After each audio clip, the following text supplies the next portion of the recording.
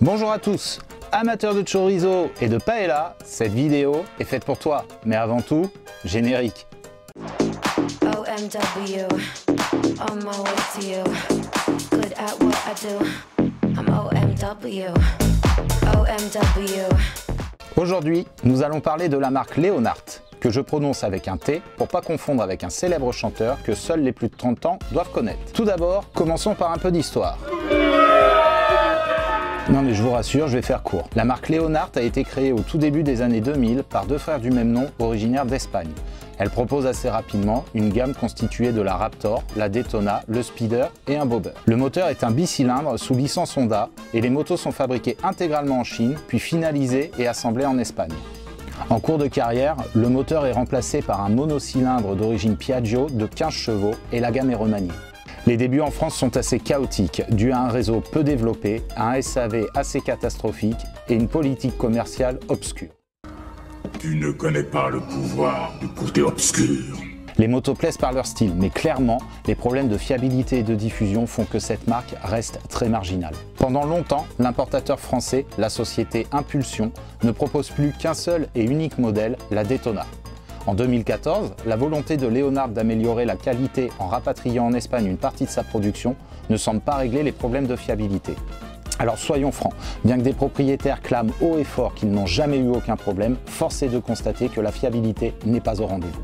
En 2012, Leonhardt nous fait saliver en présentant déjà à l'époque un premier concept d'une certaine Pilder avec la promesse d'une commercialisation en avril 2013. Autant dire que sur ce coup, ils se sont royalement plantés. Mais alors, qu'en est-il aujourd'hui ? Leonhardt fabrique de nombreuses pièces de ses modèles en Espagne avec énormément de sous-traitants dans la région de Barcelone. Les Vénards, comme de nombreux constructeurs, certaines pièces continuent de provenir de Chine, mais a priori beaucoup moins qu'avant et surtout, la totalité du process d'assemblage s'effectue sur place en Espagne. En France, le distributeur officiel de la marque répond au nom plein de promesses de Moto Custom France. Autant dire que ça donne envie. Le réseau s'est étoffé, mais si comme moi vous habitez au centre de la France, bah j'ai envie de dire, pas de bol. Maintenant, seuls 34 magasins sont répertoriés sur leur site. C'est pauvre. En même temps, vu les retards accumulés de livraison qu'on va mettre sur le compte d'une certaine pandémie récente, j'ai envie de dire que mieux vaut ça que 300 magasins à réapprovisionner. Je vous mets les liens en description. Maintenant qu'on a vu tout ça, attaquons-nous à ce qui vous intéresse le plus, la gamme des motos 125 de Leonhardt. Tout le monde connaît la Daytona et la Pilder, je vais donc pas m'attarder là-dessus. Ah mais j'ai déjà fait une vidéo. La nouvelle Daytona reste fidèle au modèle original avec quelques mises à jour bienvenues. Longue de 2,32 m, elle en impose. Son compteur full LED vous permet d'avoir accès à de nombreuses informations. Vitesse, forcément la base, niveau carburant, kilométrage parcouru, rapport engagé, les informations sont claires et précises. Le moteur bicylindre à injection Delphi et refroidissement liquide développe 12,5 chevaux à 9500 tours minute pour un couple à 8,4 Nm à 7500 tours minute. Boîte 5 rapports, fourche inversée, double amortisseur arrière, freinage CBS avec double disque avant de 310 mm et simple disque arrière de 240 mm. La belle pèse son poids, 180 kg tout de même, ce qui explique sûrement sa Vmax plafonnée à 95 km/h. A noter, ces données moteurs sont celles Euro 4. Verra-t-on un changement pour le passage en Euro 5 ? Ce qui est sûr, c'est qu'on a affaire à du lourd, et même au niveau du prix, 4 460 €. Attendue depuis 2012, la Pilder fait saliver bon nombre d'entre vous. Et moi aussi d'ailleurs. Design réussi, son envoûtant, pneus arrière monstrueux pour la catégorie, 190/50 par 17. C'est la moto qui fait connaître de plus en plus Leonhardt aux yeux du grand public. La bougresse est imposante, 2,39 m et vous fera passer pour un motard de la catégorie supérieure à son guidon. Fourche inversée, mono-amortisseur arrière, double disque avant de 300 et simple disque arrière de 260 mm, freinage CBS, pneus avant de 19 pouces, boîte 6, elle donne envie. Le passage en Euro 5 fait passer son bicylindre injection Delphi à 12 chevaux atteignable à 9500 tours minute.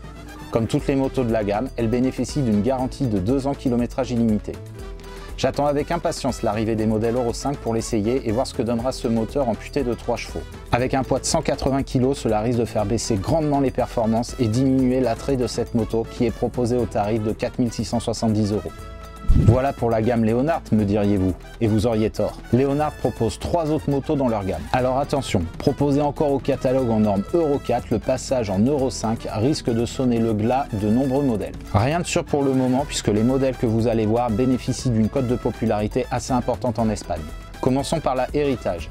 Visuellement plus légère que ses grandes sœurs, sa taille de 2,20 m et son poids de 150 kg confirment cette première impression. Elle reprend le moteur de 12 chevaux 5 de la Daytona. Le freinage CBS est assuré par un simple disque avant de 260 mm et un disque arrière de 240. Les pneus de 90-90 par 18 à l'avant, 130-90 par 15 à l'arrière et le réservoir de seulement 9 litres donnent à cette moto une ligne svelte et dynamique. Proposée à 3 680 €, c'est une alternative intéressante à ceux qui trouveraient la Daytona trop imposante et moins abordable que cet héritage. La Tracker n'est autre qu'un clone de la Bulitero. Moteur de 11 chevaux 5 à 8500 tours minute, couple de 8,6 Nm à 7500, boîte 5, Vmax à 95 km/h, fourche inversée mono-amortisseur arrière, pneus de 17 pouces, simple disque de 275 à l'avant et 210 à l'arrière, freinage CBS. La moto pèse 130 kg pour 2,08 m. La hauteur de selle à 865 mm ne conviendra pas à tous. C'est un scrambler au style léger et dynamique qui semble être voué à disparaître puisqu'aucun prix n'est annoncé sur le site. Une moto qui se fera rare sur le marché de l'occasion vu le peu de volume de diffusion chez nous. Elle avait le mérite d'exister dans la gamme Leonhardt et quelques rares revendeurs sont en train d'écouler leur stock. Et pour finir, la V7 125, proposée à 3 680 €. Elle reprend de nombreux éléments de la Daytona, dont essentiellement son moteur de 12,5 chevaux. Longue de 2,13 m pour un poids de 150 kg, disque avant à 310 et 240 pour l'arrière, freinage CBS toujours. Les caractéristiques sont similaires à ce qu'on peut retrouver dans la gamme. Une moto pas désagréable à l'œil, au style vintage affirmé. Voilà donc la gamme complète de motos Leonhardt que Moto Custom France proposait à la vente. Si en Espagne ces motos sont vendues à des volumes honorables, en tout cas comparé à chez nous, force est de constater qu'en France, nous ne connaissions de Leonhardt que la Daytona et la Pilder. La gamme va être complètement remaniée avec le passage en Euro 5 et certains modèles risquent de ne plus du tout être diffusés. Il est à parier que la Daytona va bénéficier du nouveau moteur de la Pilder aux normes Euro 5. Néanmoins, l'avenir de diffusion des vaisselles et héritages est fortement compromis. Moto Custom France doit relever le défi de multiplier ses points de vente au niveau national. Tâche qui semble très difficile vu les retards d'approvisionnement des nouveaux modèles et les délais à rallonge concernant la livraison des Pilder 2021. Certains points de vente n'ont même pas de modèle de présentation et les commandes se font sur catalogue à l'aveugle. En 2020, le peu de volume de vente ne permet pas d'avoir un retour concret concernant la fiabilité et la qualité de fabrication de ce renouveau de la gamme de chez Leonhardt. Un enjeu de taille que Leonhardt doit relever si cette marque ibérique souhaite se développer pleinement. Voilà, c'était Magnum. J'espère que cette vidéo sur la marque Leonhardt vous aura plu. Je tenais à vous remercier, nous avons dépassé les 1000 abonnés. Merci beaucoup. Pour une chaîne si récente, si jeune, ça me fait énormément plaisir. N'hésitez pas comme d'habitude, likez, diffusez ces vidéos, abonnez-vous. C'était Magnum, à tous.